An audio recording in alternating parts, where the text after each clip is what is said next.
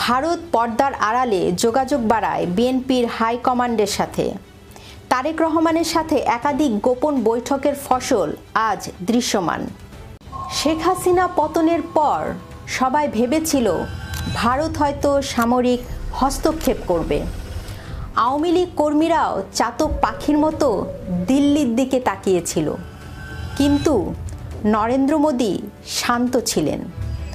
Ajit Doval, S Jaishankar আর অমিত শাহের ডায়েরিতে তখন লেখা হচ্ছিল অন্য এক মহাকাব্য, যে পরিকল্পনায় ছিল এক ঢিলে 4টি পাখি শিকারের নীল নকশা।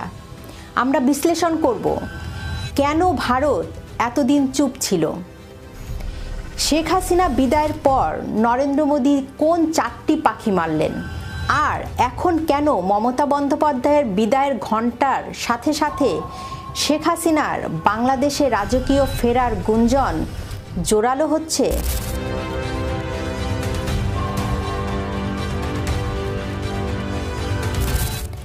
5ই আগস্ট 2024, ঢাকার আকাশে বারুদের গন্ধ। ছাত্র জনতার উত্তাল গণজোয়ারে পতন হলো টানা 16 বছরের প্রতাপশালী শাসক শেখ হাসিনার। ভারতের সেনাবাহিনীর সহযোগিতায় দেশ ছাড়েন তিনি। প্রধানমন্ত্রী মর্যাদায় আশ্রয় নেন দিল্লিতে। ক্ষমতায় বসেই ডক্টর ইউনূস ভারতের বিরুদ্ধে তোপ দাগেন। জুলাই আন্দোলনকারীরা ভারত বিরোধী স্লোগান তোলেন। ইউনূসের উপদেষ্টা এবং অবসরপ্রাপ্ত সেনা কর্মকর্তা ভারতের 7 সিস্টার্স কলকাতা দখলের হুমকি দেয়। চীন সফরে গিয়ে বঙ্গোপসাগরের অভিভাবক দাবি করেন ডক্টর ইউনূস।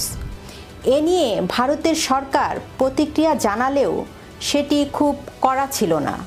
এই উত্তেজনার মধ্যে সবাই ভেবেছিল ভারত হয়তো শক্তি প্রয়োগ করে শেখ হাসিনাকে বাংলাদেশে আবার ক্ষমতায় বসাবে। আওয়ামী লীগের নেতাকর্মীরা সেই প্রত্যাশা নিয়ে বসেছিল। ডিসেম্বর, জানুয়ারি, ফেব্রুয়ারি, মার্চ, এই বুঝি ভারত অ্যাটাক করবে, এমন শঙ্কার কথা বারবার ভারতের কিছু গণমাধ্যম ও ইউটিউবে ব্যাপক প্রচার হয়েছে।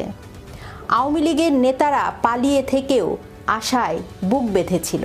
শেখ হাসিনা ভারতের বিশ্বস্ত বন্ধু। ভারতের প্রধানমন্ত্রী নরেন্দ্র মোদির সঙ্গে আওয়ামী লীগের সখ্যতাও বেশি। সেই তুলনায় শেখ হাসিনার জন্য খুব বেশি বড় পদক্ষেপ নেয়নি ভারত, তবে একেবারে বসেও থাকেনি। অজিত দোভাল, এস জয়শঙ্কর, অমিত শাহ নরেন্দ্র মোদির গভীর পরিকল্পনা করেছেন। শুধু শেখ হাসিনাকে ফেরানো নয়, তার আগে এক ঢিলে 4টি পাখি মারতে চেয়েছেন তারা। ইউনূস সরকারের আমলে যখন 7 সিস্টার্স নিয়ে হুমকি দেওয়া হয়েছিল, তখন দিল্লি মাথা গরম করেনি। দিল্লির প্রথম লক্ষ্য ছিল আমেরিকার ছত্রছায়ায় বসা ডক্টর ইউনূস সরকারকে কোনো রক্তপাত ছাড়াই সরিয়ে দেওয়া। বিশ্লেষকদের দাবি, ইউনূসের অধ্যায়ের সমাপ্তি আর বিএনপির হাত ধরে স্থিতিশীলতা ফেরানো, এটিই ছিল মোদির প্রথম লক্ষ্য। ভারত প্রমাণ করতে চেয়েছিল শক্তি প্রয়োগ নয়, কৌশলই আসল। দ্বিতীয় পরিকল্পনা ছিল বাংলাদেশের শিকড় গেড়ে বসা ভারত বিরোধিতা দূর করা। দীর্ঘ 16 বছর প্রচারণা ছিল শেখ হাসিনা সবকিছু ভারতকে দিয়ে দিয়েছেন, কিন্তু ইউনূস সরকার বা পরবর্তী সময়ে তারেক রহমান সরকার এমন একটি চুক্তি দেখাতে পারেনি যা বাংলাদেশের স্বার্থের পরিপন্থী।